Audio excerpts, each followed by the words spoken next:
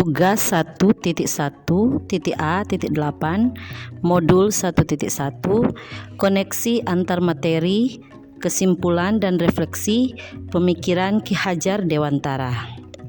Saya Deborah R.M. Rory SPD, CGP Angkatan 9 Kabupaten Minahasa Selatan dari SMP Negeri 2 Amurang.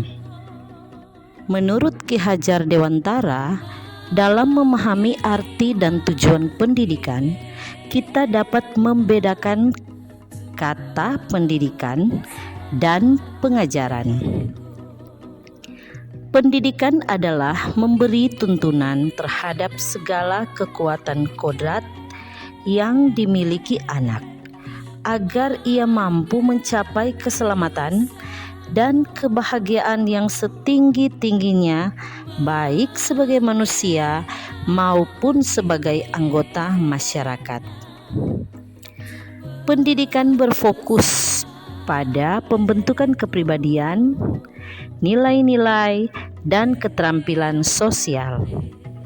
Sedangkan pengajaran adalah proses pendidikan dalam memberi ilmu yang berfaedah untuk kecakapan hidup lahir batin.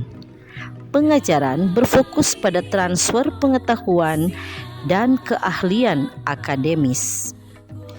Ki Hajar Dewantara meyakini bahwa untuk menciptakan manusia Indonesia yang beradab, pendidikan kuncinya. Pendidikan dapat menjadi ruang berlatih dan bertumbuhnya nilai-nilai kemanusiaan yang dapat diwariskan. Pendidikan dan pengajaran ini berguna untuk memerdekakan manusia.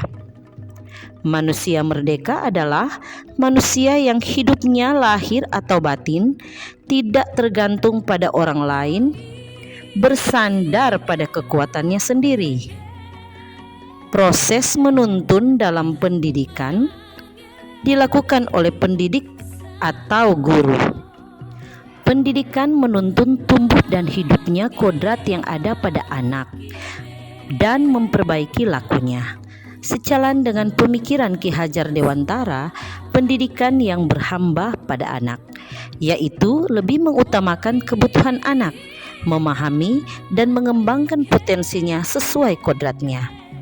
Anak-anak telah memiliki kodrat atau potensi masing-masing yang masih samar, dituntun sehingga dapat diperjelas, yakni diperbaiki lakunya dan dikembangkan minat bakatnya.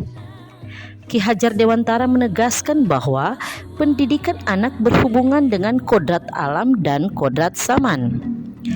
Kodrat alam berkaitan dengan sifat dan bentuk lingkungan di mana anak berada, contohnya keadaan.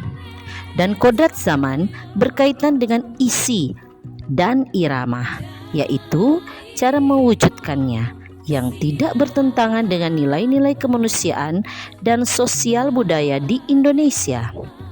Beliau menegaskan lagi bahwa anak dididik dengan cara yang sesuai dengan tuntutan dan zamannya sendiri.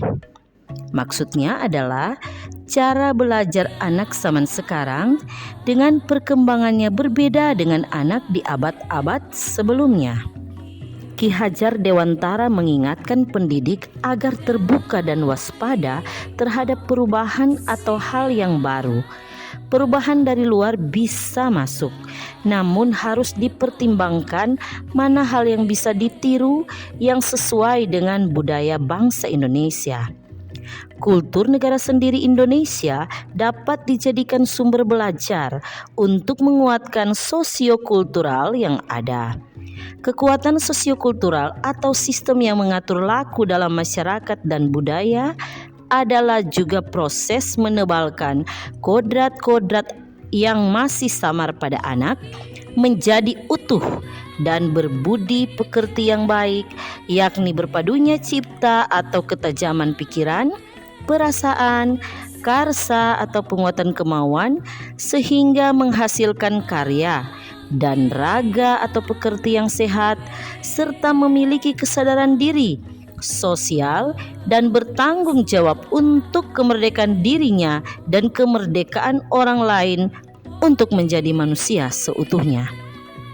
Contoh kekuatan konteks sosiokultural di daerah Minahasa Selatan adalah budaya Mapalus atau gotong royong, berbahasa daerah yaitu bahasa Tontemboan, dan berkesenian yaitu tari maengket, kabasaran, musik kolintang, dan menyanyi lagu-lagu bahasa daerah.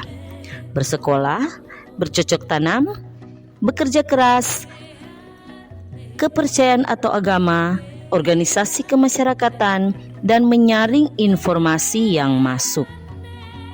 Ki Hajar Dewantara mengemukakan bahwa ada 3 alam tempat anak-anak menerima pendidikan, yaitu di keluarga, di mana orang tua sebagai guru yang mendidik dan membentuk dasar kepribadian anak.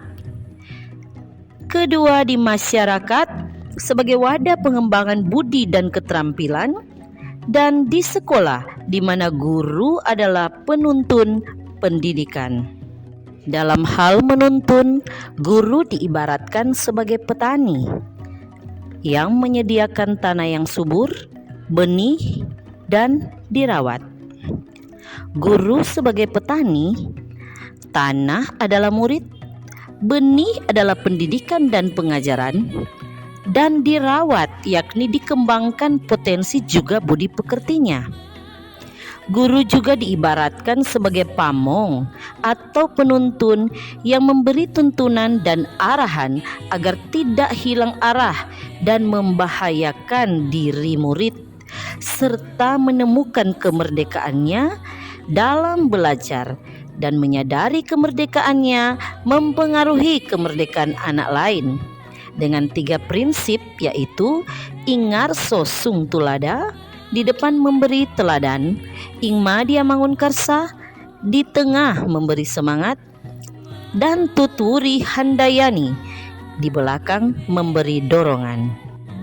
Semuanya bermuara pada pencapaian manusia merdeka yang dapat memenuhi kebutuhannya, berbudi pekerti, dan bahagia. Sebagai bahan refleksi saya, 1. Sebelum mempelajari modul 1.1, saya percaya bahwa murid adalah anak-anak manusia yang ada di bawah kekuasaan saat saya melakukan tugas sebagai guru dan sebagai penerima pembelajaran dari saya yang harus patuh pada saya. Sedangkan pembelajaran adalah tugas pokok yang harus saya laksanakan untuk mencapai tujuan dan menyelesaikan semua materi yang ada, juga mendapatkan nilai yang baik untuk anak-anak dan saya oleh pimpinan dan pengawas.